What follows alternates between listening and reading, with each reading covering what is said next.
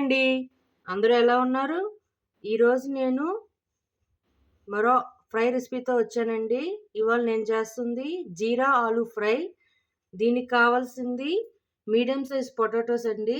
ఇలా ముక్కలుగా కట్ చేసి వాటర్లో వేసి ఉంచుకున్నాను.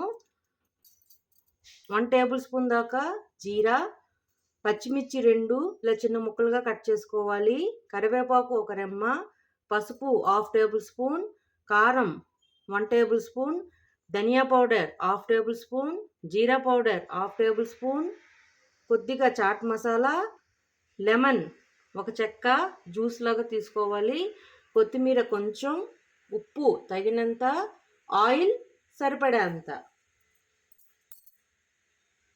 ఇప్పుడు ఒక కడాయి తీసుకొని దాంట్లో 2 టేబుల్ స్పూన్ ఆయిల్ వేసుకున్నానండి. అది వేడెక్కాక జీలకర్ర, పచ్చిమిర్చి, కరివేపాకు వేసుకొని బాగా ఫ్రై చేసుకోవాలి.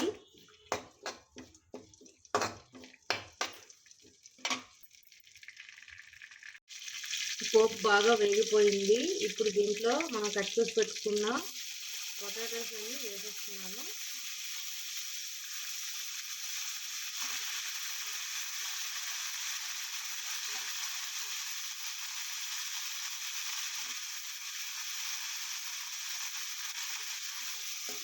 ఒక 5 మినిట్స్ దీన్ని ఇలా కలుపుకొని పసుపు వేసేసి బాగా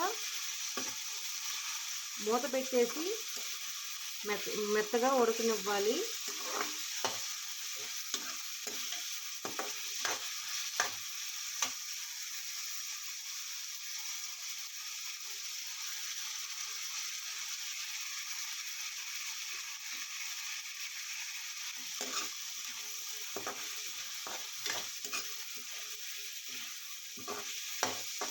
ఇది మీడియం ఫ్లేమ్లో పెట్టుకొని ఇప్పుడు దీనిపై మూత పెట్టేస్తున్నాను.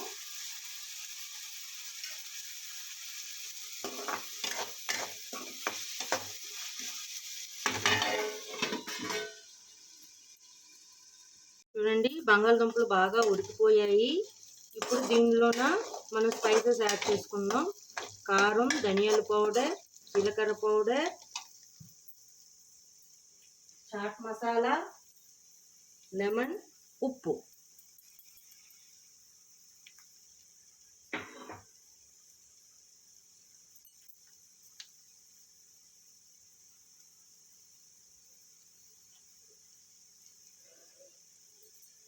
ఈ స్పైసెస్ యాడ్ చేసాం కాబట్టి సాల్ట్ చూసుకొని వేసుకోండి. దీనిలోనే లెమన్ జ్యూస్ కూడా వేసేస్తున్నాను.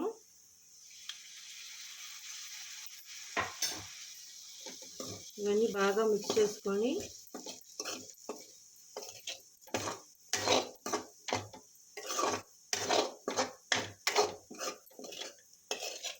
ఒక 10 మినిట్స్ ఇలా ఫ్రై చేసుకోండి.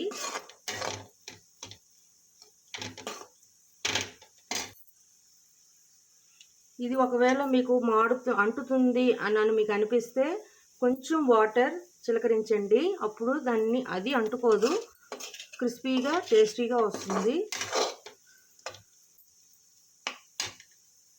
ఇది బాగా ఉడికిపోయిందండి. ఇప్పుడు దీంట్లో మనం కొత్తిమీర వేసుకొని కలుపుకొని ఒక 2 మినిట్స్ ఉంచుకొని సర్వింగ్ ప్లేట్లోకి తీసుకోవడమని.